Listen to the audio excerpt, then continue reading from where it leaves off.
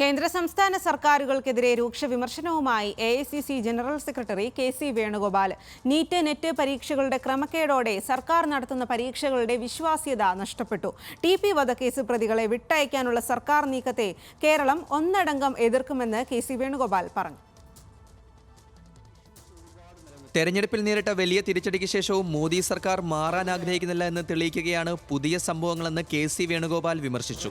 സർക്കാരിന്റെ നയപരമായ സമീപനങ്ങൾ പഴയതുപോലെ തുടരുന്നു. നീറ്റ് പരീക്ഷയിൽ ഞെട്ടിപ്പിക്കുന്ന വിവരങ്ങളാണ് പുറത്തുവരുന്നത്. വിദ്യാഭ്യാസ മന്ത്രി ധർമ്മേന്ദ്ര പ്രധാനാണ് ധാർമ്മിക ഉത്തരവാദിത്വം. പരീക്ഷയുടെ വിശ്വസ്തത തകർന്നിട്ടും കേന്ദ്ര സർക്കാർ പ്രതികരിക്കാൻ തയ്യാറാകുന്നില്ല. സർക്കാർ നിശബ്ദത വെടിയണമെന്നും KC വേണുഗോപാൽ പറഞ്ഞു. സർക്കാരിന്റെ നയപരമായ സമീപനം കഴിഞ്ഞ അതേ കാലത്തോട് തുടർന്നുകൊണ്ടിരിക്കുകയാണ്.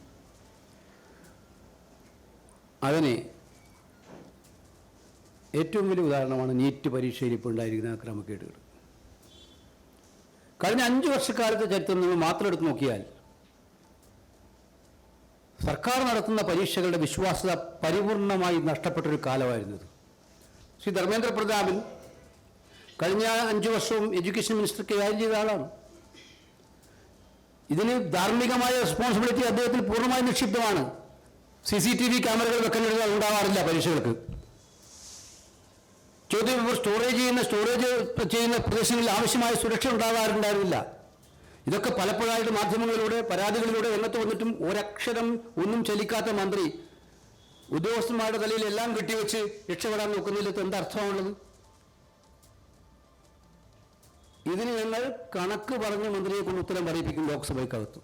TP ചന്ദ്രശേഖരൻ വധക്കേസിലെ പ്രതികളെ വിട്ടയക്കാനുള്ള സർക്കാർ നീക്കത്തെ കേരളം ഒന്നടങ്കം എതിർക്കുമെന്ന് KC വേണുഗോപാൽ MP. സർക്കാരിന്റെ നീക്കം ആത്മഹത്യാപരമാണ്. തീരുമാനവുമായി മുന്നോട്ടു പോകാനാണെങ്കിൽ വളരെ ഗുരുതരമായ പ്രത്യാഘാതമുണ്ടാകും. കോൺഗ്രസും UDFും നീക്കത്തെ എതിർക്കാൻ മുന്നിലുണ്ടാകുമെന്നും KC വേണുഗോപാൽ പറഞ്ഞു.